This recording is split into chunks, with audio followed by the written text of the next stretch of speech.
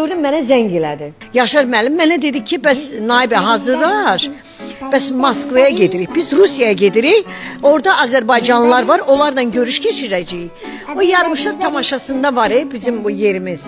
Onu orada canlı istəyirlər oynama. Yaxşı da pul verəcəklər. Dedim hə, deyir. Ondan sonra da bir çox, yəni başqa bir şəhərləri gəzəcəyik də. Dedim ya, dedi amma qış paltarı zadı götür ha. Oralar soyuq olur.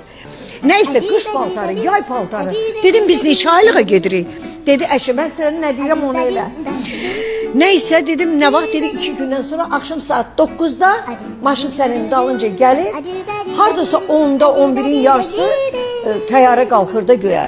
Mən indi bir sevinirəm, mən pul qazanacağam, mən Azərbaycanlılarla görüşəcəm. Nəysə mən də 2 çamadan yığdım qış paltarı, yay paltarı, hər şey yığmışam.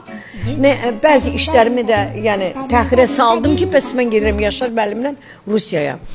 Vaxt gəldi, çatdı, ürəyim də döyünür. Belə də hazırlaşmışam, yemək zat da pişirmişəm, qızartmışam, toyuqza.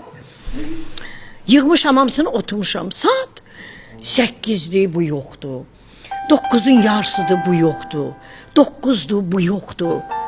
Deyirəm, ay Allah, bu 1 saat qabaq yəni,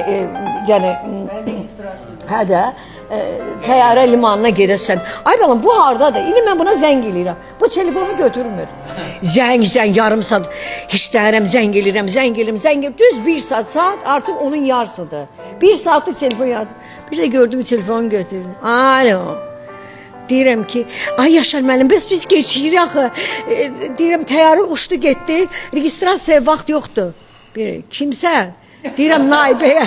Beləyik. Naibə kimdir? Deyirəm, Tomka maçı. Deyirəm, hə. Deyirəm, axı biz Moskvaya gedəcəyik. Qayıt mənə denən ki, sən də hər sözə inanırsan.